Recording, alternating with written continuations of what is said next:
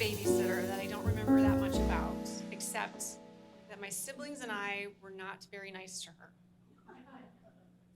Under her watch, I recall my sister knocking my brother's tooth out, excrement smeared on a wall, not even the bathroom wall, steak knife size holes in the screen door, and the wooden dowel for the sliding glass door used as a weapon. Eileen Lauritsen, wherever you are, I am really, really sorry. We made her work for her $3 an hour. But just before she would leave each time, she'd turn a timer on the microwave. And if before it went off, my siblings and I did all our chores and cleaned up our messes and then froze like mannequins on our beds, then she would reward us with Bubble Yum bubblegum, preferably grape. I suspect the mannequin freezing was inspired by a movie that came out around the same time about a lonely store clerk who fell in love with the pretty mannequin who would sometimes turn into a human after store hours. I don't think it won any Oscars. But there was a time, at least one time, that I was slow to vacuum the shag carpet or to sweep the cracked in some places linoleum kitchen floor, or to take my toys and whatever else was on the floor of my bedroom and shove it up and into the hole in the box spring of my bed. Because if it looks clean, it is clean. I was also unsuccessful at convincing my 9-year-old sister or my 4-year-old brother to do those things for me. Losers. Now, because I hated not winning, and because candy and gum is the currency of happiness at that age, I did what any other reasonable, self-advocating child in my position would have done. The actual work? Wrong.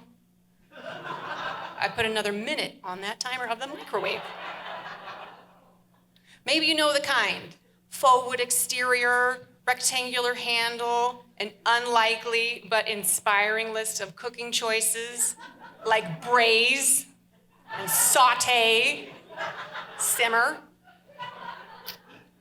And after some more dawdling, and now impressed with my newly discovered superpower of stopping time, I added another minute. And then another minute. And then I don't know how many total minutes I added to that timer. I also didn't know I was actually adding cook time, not timer time. The buttons are different, but in the heat of battle for grape bubblegum, some details had been overlooked. I was actually cooking nothing in the microwave for who knows how long. Actually, you know who? Maybe the sitter? This was not a big place. I was not especially stealthy. The infractions were multiple. I believe she was at least complicit with my behavior, which would turn out to be too much to ask of this 1980s technology. Because what I do know is when my parents returned home, the timer having never gone off, the microwave sparked, smoked, and then had a very contained explosion. May it rest in peace. And after the smoke detectors stopped screaming and the burnt smell waned, in police lineup fashion, we were then interrogated about our whereabouts and alibis, and now overcome with, number one, regret, but also fear of punishment, of what if I have to pay for this, and shame, and wanting to make it right, and to be worthy of my parents' trust. I made the game time decision and said, I had no idea what had happened.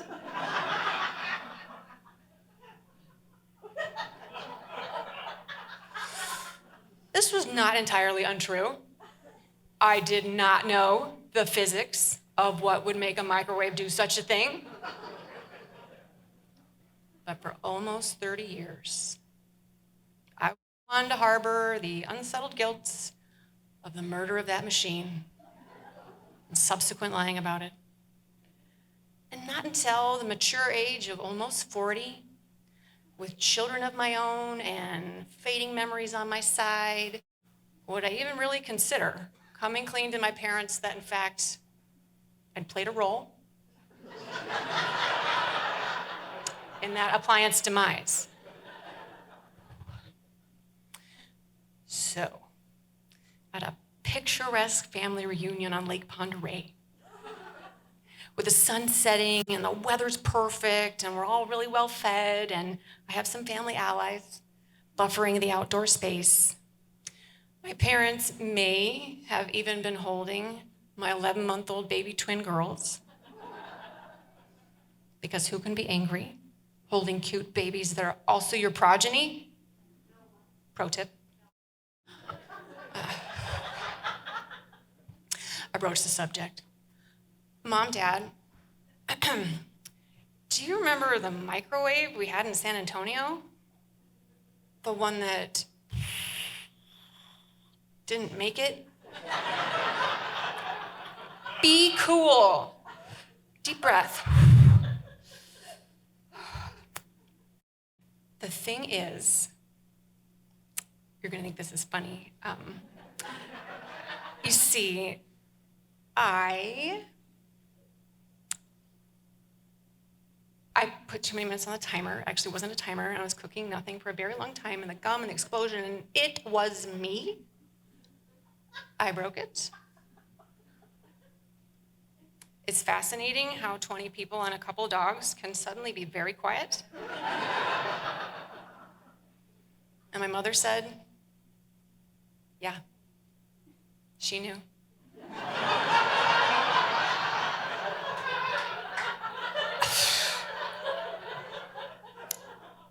As a previous 8-year-old keeper of all truth, self-described pretty good liar, this was a reality I had not considered. And to this day, it is unclear to me why for 3 decades, she never brought it up. Maybe she thought I felt bad enough about it. Or maybe she didn't care that much, which I doubt. She cared about a lot of things. Or maybe she was just happy to get a new microwave. And my father said he didn't even really remember it happened.